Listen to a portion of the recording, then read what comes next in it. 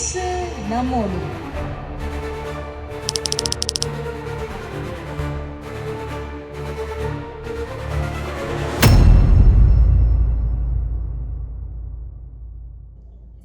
ஹல்லேலூயா. அருமையான தேவ பிள்ளைகளே, இயேசு நம்மோடு இந்த நிகழ்ச்சியினூடாக உங்களை சந்திப்பதிலே மிக்க மகிழ்ச்சி அடைகிறேன். தேவனுடைய வார்த்தையை கேளுங்கள், வார்த்தையின்படி நடக்க உங்களை ஒப்புக்கொடுங்கள். கர்த்தர் மகிமையான மேன்மையான காரியங்களை செய்வார். நான் இந்த நாளில் ஒரு சகோதரியின் சாட்சியை கேட்டேன். அந்த சகோதரி வருஷத்துக்கு 6 தரம் பைபிள் வாசிக்கிறார்கள். இன்னைக்கு அநேகருடைய வாழ்க்கையில முறைமைகளை விரும்புகிறார்கள், கிறிஸ்துவின் மேன்மைகளையோ அறியாமல் போய்விடுகிறார்கள். பைபிளை வருஷத்துக்கு 6 தரம் வாசிக்கிறது பெரிய காரியம் அல்ல. ஆனால் வேத வார்த்தையின்படி வாழ்வதே வாழ்வின் மேன்மை. அதனால பைபிளை வாசிக்காதுங்கன்னு நான் சொல்லவில்லை. வாசிக்கிற வசனத்தை தியானித்து அது நம்முடைய வாழ்க்கையில அதை கை கொள்ளுகிறோமா என்பதை ஆராய்ந்து பார்க்கிற போதே அந்த வெளிச்சம் நம்முடைய வாழ்க்கையிலே உண்டாகிறது. ஆக இந்த நாளிலும் லேவியர் ஆகமம் 6ஆம் அதிகாரத்திலே நான் 12ஆம் 13ஆம் வசனங்களை வாசித்து தேவனுடைய வார்த்தையை பகிர்ந்து கொண்டு உங்களுக்காக ஜெபிக்க போகிறேன். இந்த வசனத்தை கவனித்து கேளுங்கள். பலிபீடத்தின் மேல் இருக்கிற அக்கினி அவியாமல் எரிந்து கொண்டிருக்க வேண்டும்.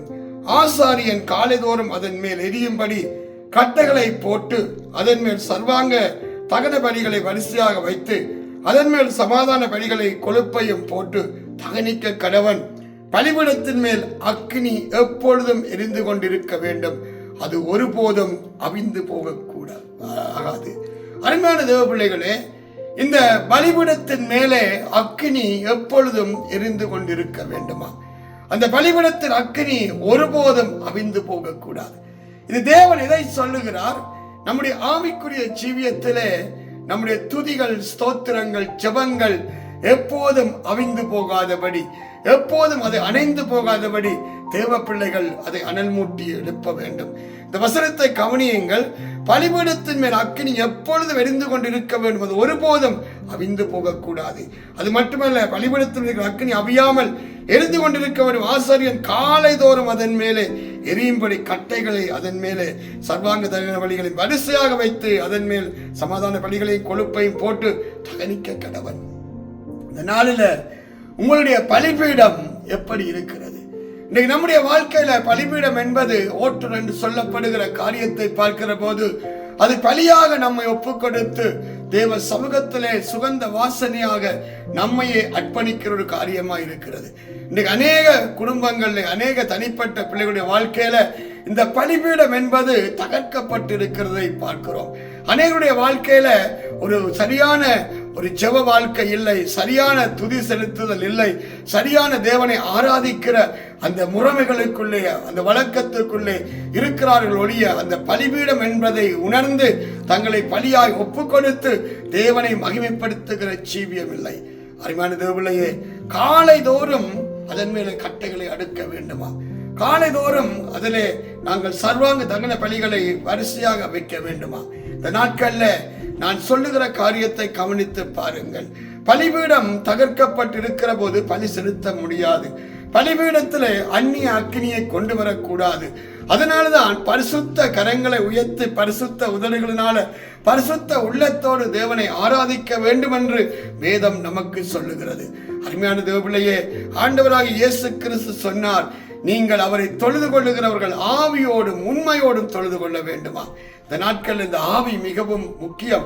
அதே போல நம் உண்மையுள்ள ஒரு வாழ்க்கை வாழ வேண்டும். இந்த நாட்கள்ல தேவ வசனத்தினால புடமிடப்பட்டு தேவ வார்த்தையிலே நீங்கள் வாழ ஒப்பு கொடுத்து காலை தோறும் அவருடைய சமூகத்திலே பலி செலுத்தி அவரை ஆராதிக்கிற போது உங்கள் பலிபீடம் செப்பனிடப்படும். உங்கள் பலியை கர்த்தர் முகருவார்.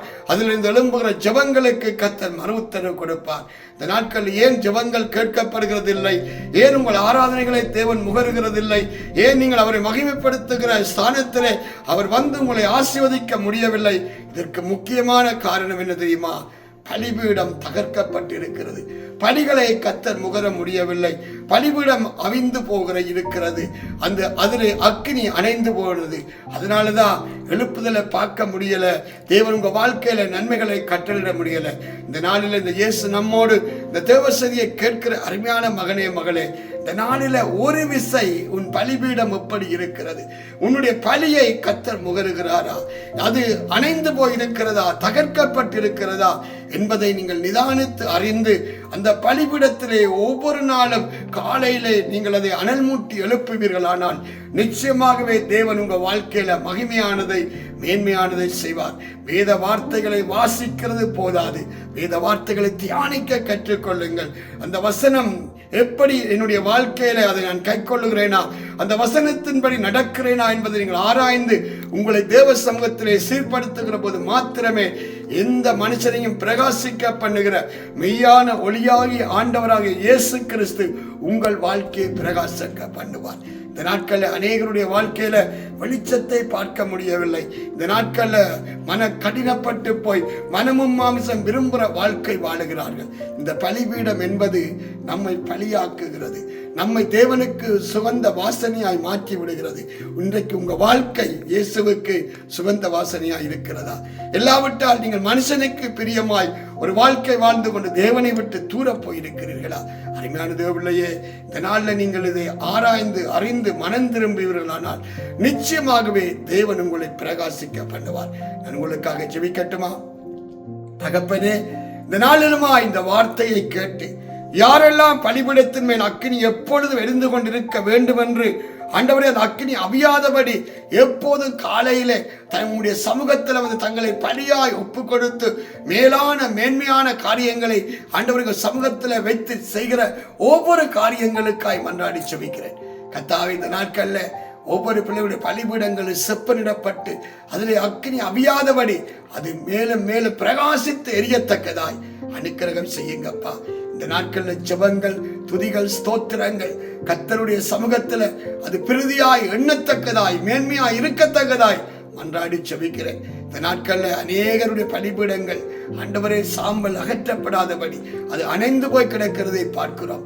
கர்த்தாவே, இந்த நாட்கள்ல மறுபடியுமாய் அவர்கள் பலிபீடங்களை செப்பனிடத்தக்கதாய் ஆண்டவரே அதிலிருந்து துதிகள், ஸ்தோத்திரங்கள் எழும்பத்தக்கதாய் அனுக்கிரகம் செய்யுங்கப்பா. இந்த நாட்கள்ல மனுஷிகத்துல மாமிசத்துல ஆவியாயிருக்கிற தேவனை ஆராதிக்காதபடி, தொழுது கொள்ளாதபடி, ஆவியோடும் உண்மையோடும் தொழுது கொள்ளத்தக்கதாய் பரிசுத்த ஆவியில் நிறைந்து தேவ சமூகத்துல தங்களை பரிசுத்தமாய் ஒப்பு கொடுத்து வாழுகிற அந்த வாழ்வின் மேன்மைகள் உண்டாகத்தக்கதாய் அனுக்கிரகம் செய்யுங்க. யாரெல்லாம் இந்த தேவ செய்தியை கேட்கிறாரோ, எந்தெந்த வீடுகளில் எல்லாம் இந்த தேவ செய்தி துணிக்கிறதோ அந்த வீடுகளில் தேவ மகிமை இறங்கி வரட்டும், ஆவிக்குரிய கண்கள் திறக்கப்படட்டும். கர்த்தாவே, மேலான மேன்மைகளை காணத்தக்கதாய் அனுக்கிரகம் செய்யுங்க. இயேசு கிறிஸ்துவின் நாமத்தில் ஜெபிக்கிறேன் என் ஜீவனுள்ள நல்ல பிதாவே, ஆமென். அருமையான தேவபிள்ளைகளே, தொடர்ந்து இயேசு நம்மோட நிகழ்ச்சியை பாருங்கள். ஆவிக்குரிய உயர்மூச்சு உண்டாகத்தக்கதாய் தேவ வசனத்துக்கு திரும்புங்கள். நம்மை நாம் நிதானித்து அறிந்தால் நியாயம் தீர்க்கப்படும். கர்த்தர் உங்களை ஆசீர்வதிப்பாராக. மீண்டும் இயேசு நம்ம நிகழ்ச்சியிலே சந்திக்கும் வரை தேவன் தாமே உங்களோடு கூட இருப்பாராக. ஆமென்.